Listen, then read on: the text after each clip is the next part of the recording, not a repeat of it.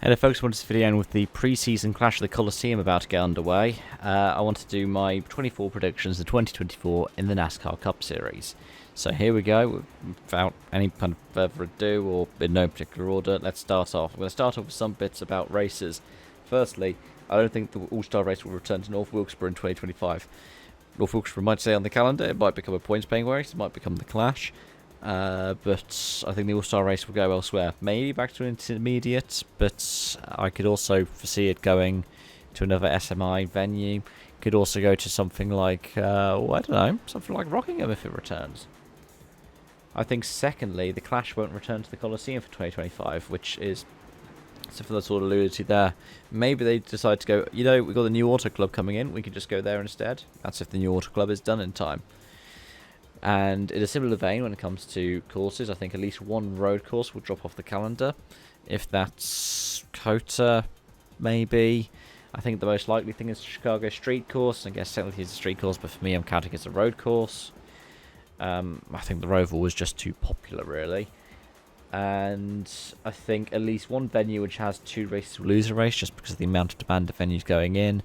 So, I don't know, maybe the Bristol night race and the Bristol spring race don't really have that much of a success, and so the spring race gets replaced by something else.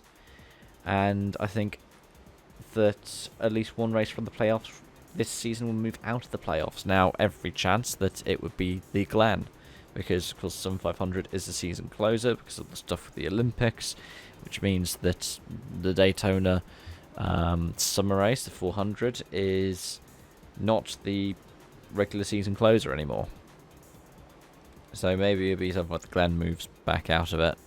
But yeah, I think at least one switch will happen there.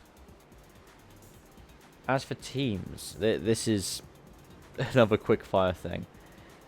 Two teams, I think, will sell at least one of their charters, if not more, depending on how many charters they had. I think one existing team will pick up a further charter in the same kind of way as we've seen with 2311. I know Denny Hamlin has suggested this before. It also suggests that perhaps we could see a new team. Maybe the idea that JRM could step up. And I think in addition to this, Chevy will lose one team. I don't know if they're going to go across to Toyota like Legacy have, or if they'll go across to Ford. I think Chevy will lose one team. And then in terms of drivers, I think two cars will have part-time drivers in addition to what we've seen this season, and I think there'll be at least one Cup Series driver this season that'll get suspended. We had two last season, or no, well, we had two that was suspended until past the end of the season. Of course, Chase Elliott's got suspension as well. Here's some predictions now for the playoffs. I reckon the 16th seed will make the round of 8. Bubba Wallace got to round of 12, nearly made it to round of 8 last season. I think somebody will do that, and they might, you know, win their way in. I reckon as well the top seed will be eliminated in the round of 12. Truex really struggled by last season, and even though he was the top seed, I think that we could see something similar happen to the top seed this time around, especially with someone who won a bunch of races and then like a freak accident happens and they're injured, and so they're out. I'm going to make a prediction I did last year, which is that all three manufacturers make the championship 4.